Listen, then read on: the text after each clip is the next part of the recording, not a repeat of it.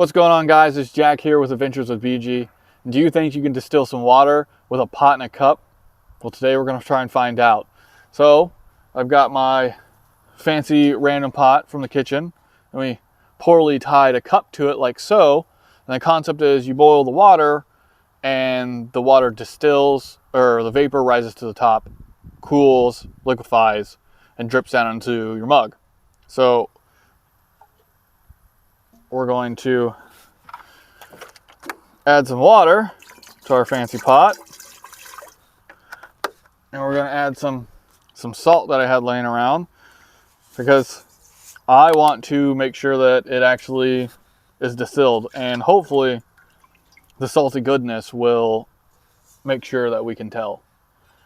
So we're going to go ahead and put this on precariously, and we're going to throw it on the stove. We're going to let it sit for about 25 to 30-ish minutes, and we'll see what happens. So a lot of people would ask why you would try and distill water this way. So my first thought would be sewage. So if you're in a flood situation, the waters around you get sewage in them, contaminated with a lot of the bad stuff, and you can't do chemical purification because there's solid matter, unfortunately. And another thing would be heavy metals. You can't chemical purify that, or salt water. If you're somehow get really lucky to be on a beach trying to survive, you get a nice view, but you don't have a lot of clean water. And hopefully you have some way to try and distill it like so. So hopefully this works out for us. All right, guys, we let it boil for about 15 or so minutes. So I'm going to take it off and let it cool down, and then we'll do a little sip test. Let's see, turn this thing off. Oh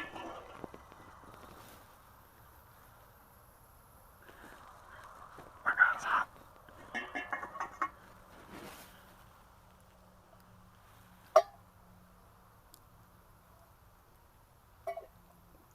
Stay. All right, we're gonna let it cool down, and then we'll take a taste. All right, guys, it's cooled down a little bit, and we're gonna go ahead and taste it and see how we did.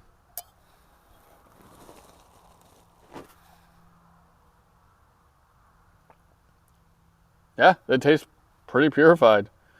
I mean, there's no way to tell for sure without a fancy testing kit, but it does not taste salty. Doesn't taste chemically. So in my little brain, it seems like it worked. So in an emergency situation, I think this would be an acceptable way to try it. Now, we did try it on a fire one time, and it was just too much variables, too much moving stuff around. I think stove is definitely the way to go. Hopefully you have one of those, but if not, you can do it on the fire. But we got a good bit of water. Got about that much, about 15 minutes, plus the half ounce or so I just sipped. So pretty good. It's better than nothing in a survival situation. Well, thanks a lot, guys. We really appreciate you watching. Don't forget to join us on our next adventure.